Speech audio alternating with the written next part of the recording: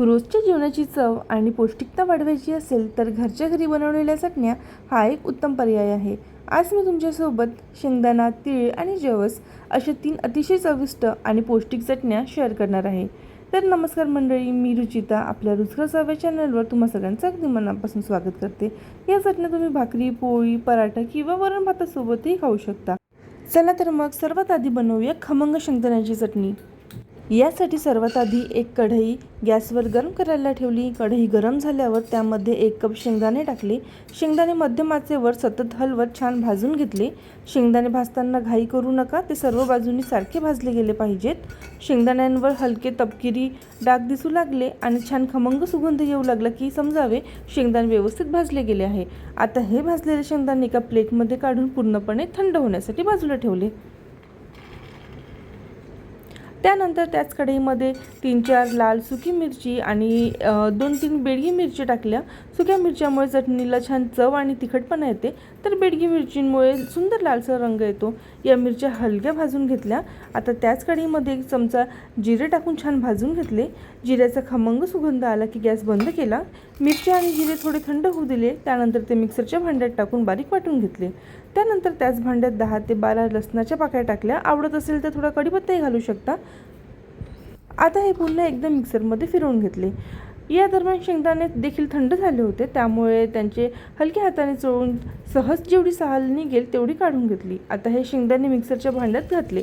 चवीनुसार मीठ टाकले आणि सगळे मिश्रण पुन्हा एकदा फिरवून घेतले. चटणी अगदी बारीक पावडरसारखी वाटायची नाही, थोडीशी भरड राहिली तर खायला अधिक चविष्ट लागते.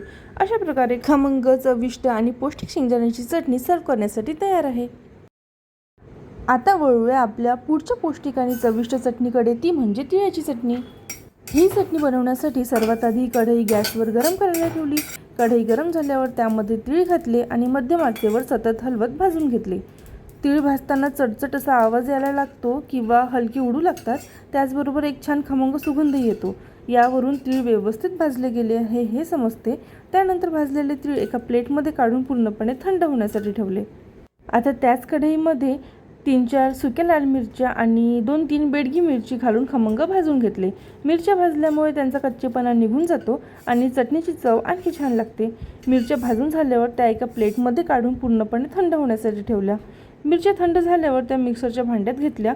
त्यामध्ये 10 ते 12 लसणाच्या पाकळ्या, थोडा कढीपत्ता आणि 1 चमचा जिरं आणि चवीनुसार मीठ घातलं.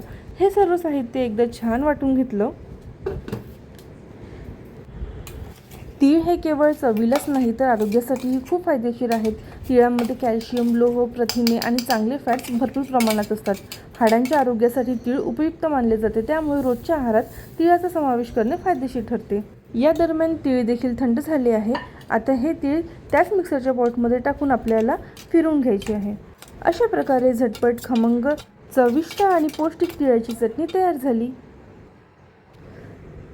चला तर मग आता वळूया आपल्या तिसऱ्या आणि शेवटच्या चटणीकडे, ती म्हणजे जवसाची चटणी. जवसाची चटणी बनवण्यासाठी सर्वात आधी मी कढई गॅसवर ठेवली. कढई गरम झाल्यावर त्यामध्ये 1 कप जवस घातले आणि मध्यम आचेवर छान भाजून घेतले. जवस भाजताना चटचट असा आवाज येतो आणि दाणे हलकी फुटायला लागतात. यावरून जवस व्यवस्थित भाजले गेले आहे हे समजते. भाजलेले जवस एका प्लेटमध्ये काढून पूर्णपणे थंड होण्यासाठी ठेवले. त्यानंतर त्याच कढईमध्ये 2 मोठे चमचे खोबऱ्याचा कीस घालून सोनेरी रंग येईपर्यंत भाजून घेतला. मग त्यामध्ये 1 चमचा जिरं घालून तेही खमंग भाजून घेतले. हे सर्व साहित्य थंड झाल्यावर मिक्सरच्या भांड्यात घेतलं. आता त्यामध्ये 1 चमचा लाल तिखट, चवीनुसार मीठ, 10 ते 12 लसणाच्या पाकळ्या आणि थोडासा कढीपत्ता घातला. कढीपत्ता केवळ चव वाढवत नाही तर तो आरोग्यासाठीही खूप फायदेशीर आहे. कढीपत्त्यामध्ये लोह, कॅल्शियम आणि अँटीऑक्सिडंट्स भरपूर प्रमाणात असतात.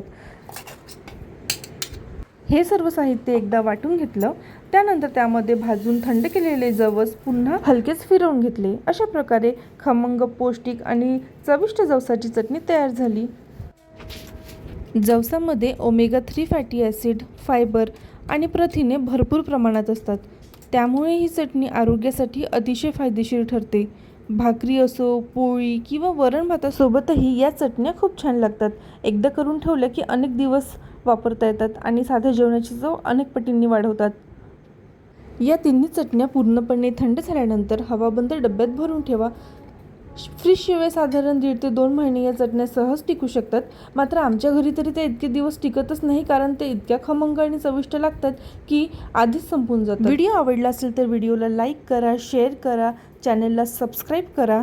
चला तर मग पुन्हा भेटूया अशा छानशा रेसिपी सोबत. तोपर्यंत आनंदी राहा आणि रुचकर पदार्थ खात राहा. धन्यवाद.